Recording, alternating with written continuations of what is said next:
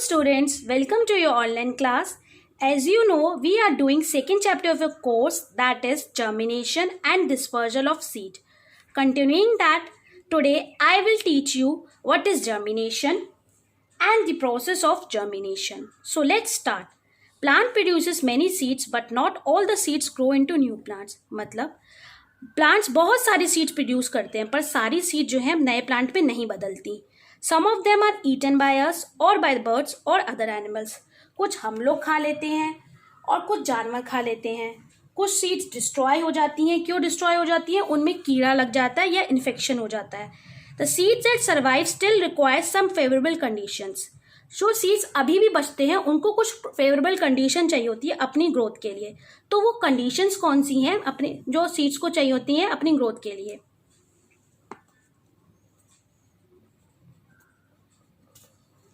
Favourable conditions.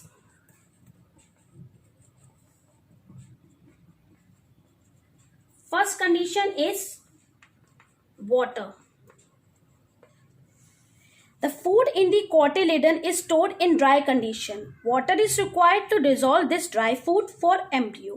मतलब जो food cotyledon में स्टोर होता है वो ड्राई कंडीशन में होता है, मतलब सूखा होता है. पर सीड को क्या चाहिए होता है? गीला. तो उसके लिए वाटर की रिक्वायरमेंट होती है. Second one is air. The seeds needs energy during germination. The air produces the oxygen required for energy. Seed को एनर्जी चाहिए होती है अपने ग्रो के लिए. तो जो एयर होती है उसमें ऑक्सीजन होती है जिससे सीड को एनर्जी मिलती है. Third condition is warmth.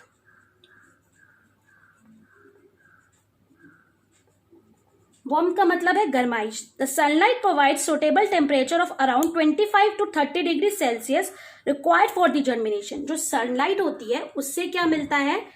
25 degree से 30 डिग्री का टेम्परेचर मिलता है जिससे सीड ग्रो करता है. टू लो और too high temperature can destroy the embryo. अगर बहुत कम टेम्परेचर हो जाएगा या ज्यादा हो जाएगा तो एम्ब्रियो है वो डिस्ट्रॉय हो जाता है. The embryo inside seed can rest without growing for a long time. जो सीड के अंदर एम्ब्रियो होता है वो बहुत टाइम तक नहीं ग्रो करता. The seed start growing when it's get all the right condition. मतलब ये राइट कंडीशन जब तक नहीं मिलती तब तक सीड ग्रो नहीं करता.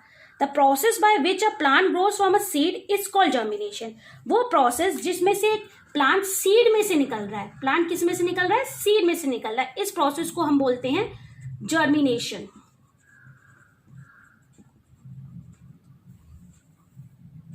However, some seeds do not grow even after getting proper conditions.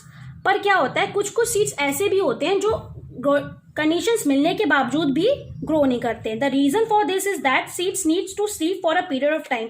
इसका कारण क्या है कि उन सीड्स को कुछ टाइम के लिए सोना होता है, स्लीप लेनी होती है. तो उस कंडीशन को हम क्या बोलते हैं? Seed dormancy. Now moving to the process of germination. Process of germination explain करने के लिए डिफरेंट स्टेजेस दे रखी हैं.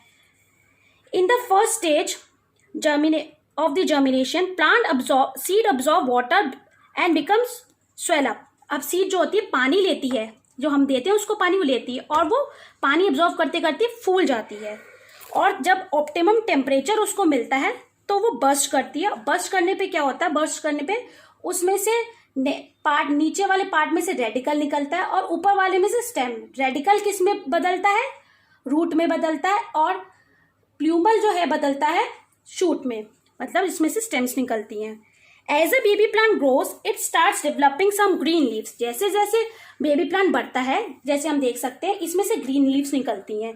The growing hook shaped shoot straighten. जो ये हुक शेप की शूट है ये धीरे धीरे जो स्ट्रेट होने लगती है और जो कॉटिलेडन है पीछे जाने लगता है और ग्रेजुअली क्या होता है लीव्स निकल आती हैं और ये कॉटिलेडन श्रिंक होता है. देखिए यहाँ श्रिंक हो रहा है. छोटा होते होते लीव्स बड़ी हो जाती हैं और ये कॉटिलेडन झड़ जाता है. ऐसे करके पूरा बेबी प्लांट हमारा तैयार हो जाता है. So that's all for to student. Thank you.